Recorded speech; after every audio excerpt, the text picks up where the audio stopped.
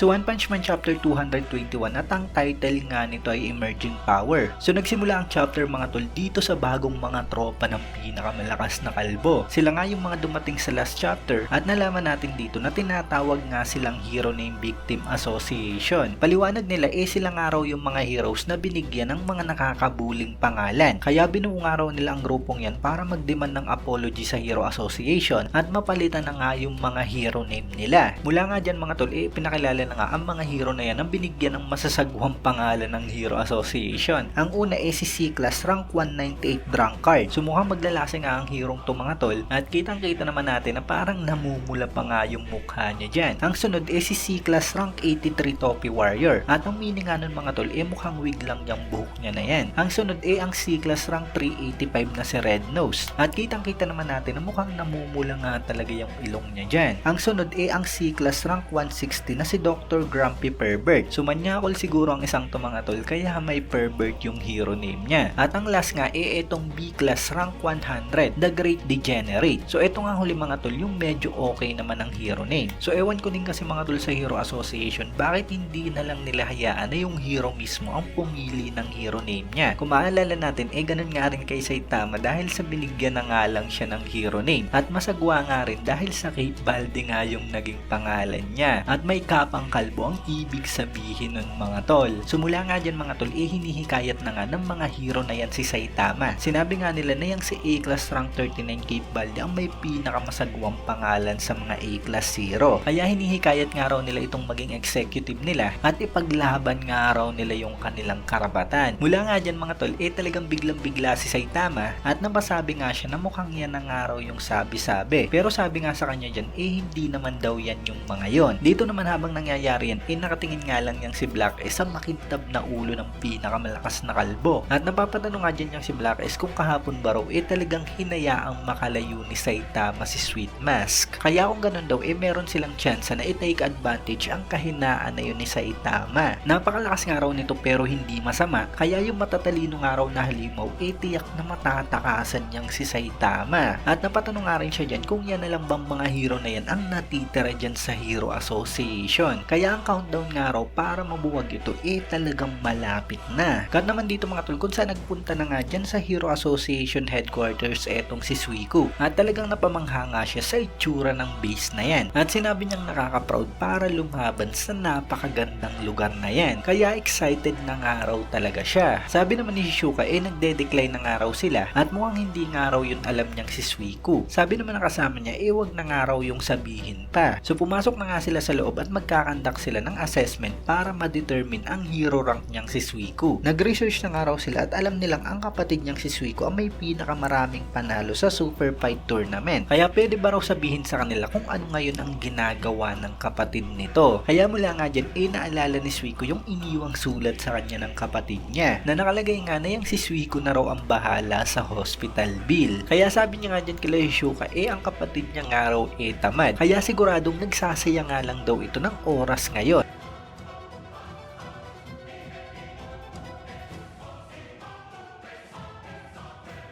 Mula nga dyan nagpunta na sila ng training ground number 2 at mula nga dyan mga tol winanhit niya lang ang robot na yan dyan sa training ground. Wasak nga talaga sa ataking ginawa niya ang napakalaking robot na yan kaya talagang manghang-mangha nga ang mga nag-recruit sa kanya at makikita natin na talagang wasak at naglaglagan ng mga parts ng robot. At ginamit nga dyan ni Suiku mga tol ang ataking Void Revolving Tortoise Piece at after nga dyan mga tol may result na agad at napabilang nga si Suiku sa mga A-Class hero. Kaya mula nga dyan napatanong siya sa mga staff kung bakit hindi siya naging S-Class hero. At sabi nga sa kanya malakas raw ito pero hindi pa kalibel ng mga S-Class hero. At naisip nga rito ng isang staff na 18 nga lang daw ngayon yung si Suiku kaya siguradong marami nga raw itong pagdadaan ng experience. Kaya dahil dun talagang mas lalakas pa raw ito. At ang tunay na potential nga raw niyang si Suiku talagang lalabas pag lumaban na ito. Sabi naman dyan ni Suiku kung ganun daw gagawin niya na lamang yung best niya. Sa isip isip niya pa papatayin niya nga raw yun bilang isang hero. Hindi ko nga sigurado kung alin yung tinutukoy niya at talagang susurpresahin niya nga raw ang kapatid niyang si Shiryu. Kasunod niyan cut naman dito mga tol kung nasaan si Shiryu at ipinapakita nga dyan ng staff yung gagawin nilang mission. At nagtataka nga dyan yung si Shiryu mga tol dahil sa hindi naman daw monster ang mga ipapagawa na yan. Pero sabi nga lang sa kanya ng staff kailangan nga raw nitong magbayad para dun sa nasira niyang suit kaya tumahimik na nga lang daw ito at gawin na nga lang ang mission niya. Sabi naman ni Shiryu parang nagpa-part-time job nga raw yan pero paliwanag nga sa kanya dyan ng staff talagang maraming nga raw yan nilagay sa peligro ng mga hero at tinatawag pa ang sarili niyang hero hunter. Mababang nila lang nga raw ito at natakasan yung sentensya sa kanya dahil sa isa nga itong minor. Ang trabaho nga raw talaga nila pagbayarin ng mga evil na hindi kaya ng batas. At kung hindi nga raw ito manlalaban sa kanila gawin nga raw nila ang lahat para lumaban ito. At mula nga dyan mga tol pinakita na ang binibigay na target kila Shiryu walang iba kundi si Garo na ngayon nga mga tol talagang nagtatrabaho na. So ayos nga to mga tol, mukhang maglalaban si Shiryu at Garo. Pero sino kaya ang mas malakas sa kanilang dalawa? So obviously tingin ko mas malakas nga si Garo mga tol. Natalo ng mga monster si Shiryu sa naging tournament habang si Garo naman talagang nagpatuloy at naging napakalakas dun sa Monster Association arc. Pero maaaring hindi talaga lumaban si Garo mga tol at alam naman natin kung gaano siya katibay. So abangan na nga lang natin yan. Meanwhile cut na nga rito kung saan nag-iinsayo nga si Saitama at Genos. Diyan nga makikita natin na mukhang pinakita muli ng pinakamalakas na kalbo ang kanyang death punch dyan kay Genos. Simula season 1 hanggang dito sa latest ng manga parang hindi nagbago yung agwat ng lakas nila. Ganon pa nga rin yung resulta mga tol kung saan sa suntok ni Saitama talagang mamamatay nga si Genos. So alam naman natin na talagang naging napakalakas ni Genos mga tol at talagang patuloy nga yung pag-upgrade sa kanya. Pero wala ganon talaga mga tol kaya nga tinawag na pinakamalakas na kalbo. So tanong dito ni Saitama mga tol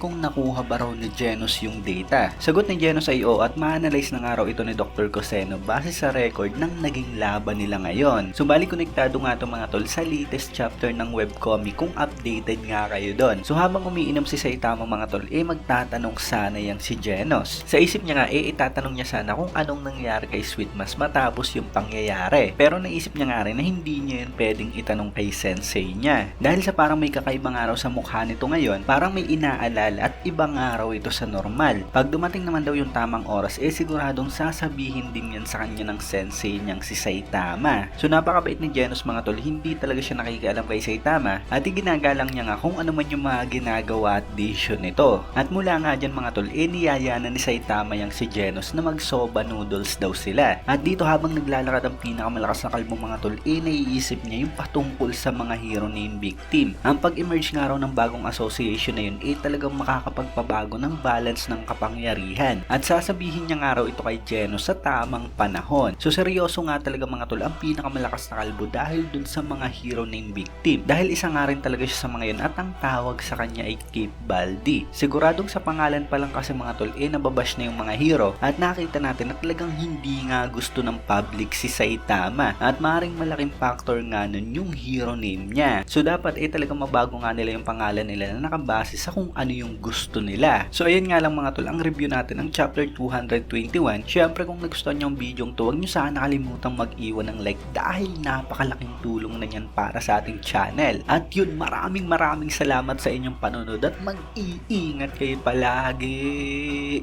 Bagang!